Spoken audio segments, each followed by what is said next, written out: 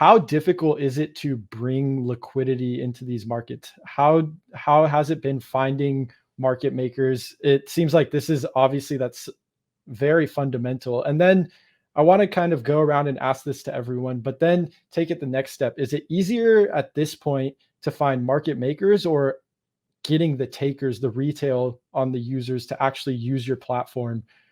Which one's harder? Because it seems like VCs are quick to step up to want to be market makers for these platforms. Let's kick this off with Eric. Yeah, sure. I think this is more of a relative question. Obviously, Okay. baseline liquidity, it's not difficult at all to find these market makers. But in order to be competitive amongst, the top 5 exchanges or the top 10 protocols out there, that's definitely a long and arduous process of achieving that liquidity and getting all the market makers in place and making sure like the 2% def has basically the top of the class slippage. So on another hand, obviously for takers, this is always going to be a constant battle as well. It's more of a platform issue where in the sense that you need both parties and one kind of feeds off of the other, creating this positive feedback loop. So it's really about kicking start, either side of it. But I would say that it's really again like a relative problem at different stages of the scale. For a platform with deal liquidity, they might lack a lot of takers. For a platform with the takers, they might lack very, very strong market makers. For Injective's case, I would say it's somewhat similar. There's a lot of takers, but it lacks kind of like the amount of liquidity that are able to 100% handle all that. Just because currently Injective, I would say, has a lot of takers that kind of puts Injective at amongst the top 30 or top 40 exchange platforms. But the market maker, especially given that this is a blockchain native platform, and the fact that like interacting with the Injective chain is a completely new way of doing things. It definitely takes time for even the largest institutional market makers to slot the time and contribute their dev resources to finish the integration. Yeah. No, that was very well put. I'm curious what, Ryu, you have to toss in on this maker and taker and how you balance the platform to do this. I know this is probably something you guys are starting to experience firsthand now being on mainnet.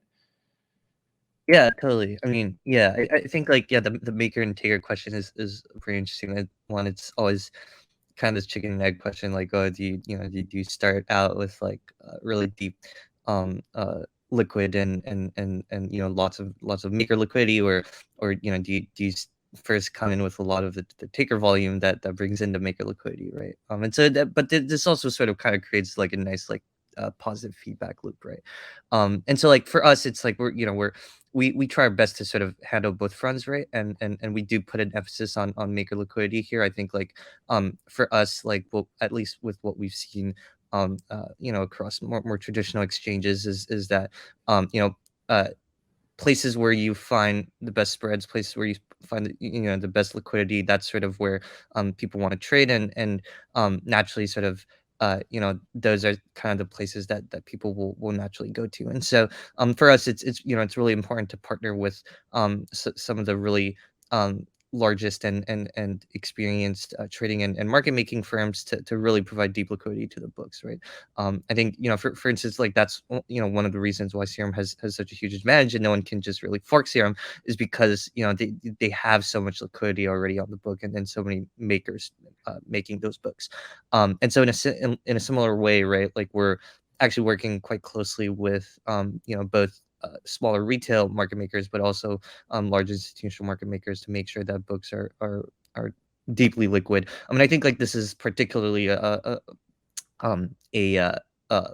situation that we'll find ourselves in when we launch Power Perps. And we're actually really excited to be working with a few really big market makers to provide deep liquidity there.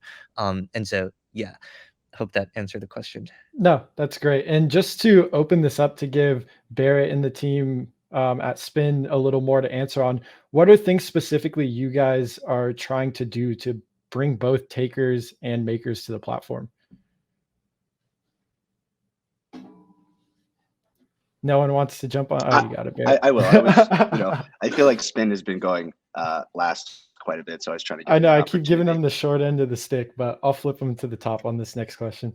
Yeah, I mean, I think that one of the things we can focus on, right, at Cypher prior to launch is talking to a lot of market making partners, like potential partners, right?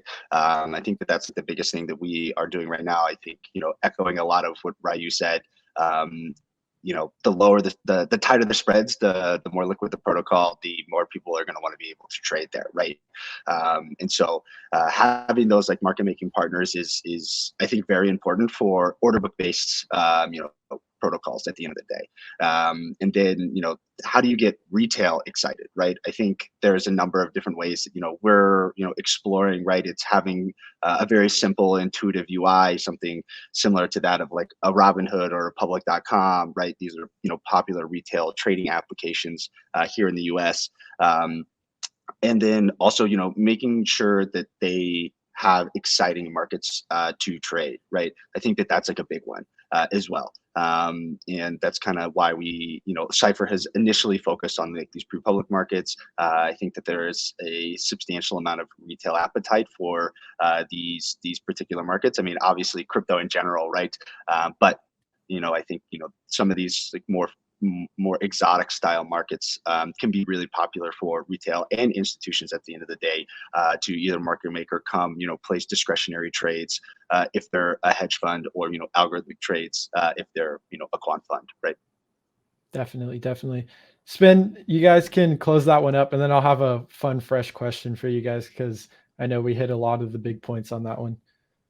Yeah, sure. So on the market making side, I think so same for us. We're talking to a lot of market makers at this point, and basically what we're trying to do on that side is build out the API that they really love and that's really easy for them to kind of manage in terms of tech. And there seems to be no shortage of liquidity there. The tricky question is retail really. So if you take a look at most of the protocols that are being built on Solana, for example, we'll see that so the TVLs are large, but not much trading activity is happening, especially like with the smaller wallets. So that means that mostly kind of institutional and whale type of guys are sitting in there with their funds. To us, it looks like retail gets excited when they have an opportunity to trade the kind of next hot 10x asset or something like that, and like easy to use intuitive interfaces where they could kind of make, for example, multiple leveraged bets on multiple like potentially 10xing assets. So this is something that we think might bring in additional retail trading activity there. Plus brainstorming on the copy trading feature a bit. eToro, for example, has been very successful with that in the TradFi space. Nobody has been focused on that feature in the crypto space. Even like the bigger guys in the centralized exchange section of the market. So probably mixing up all of those on the retail side may bring kind of more proactive retail traders through the platform, and then makers will be kind of ready to meet them there with nice and deep books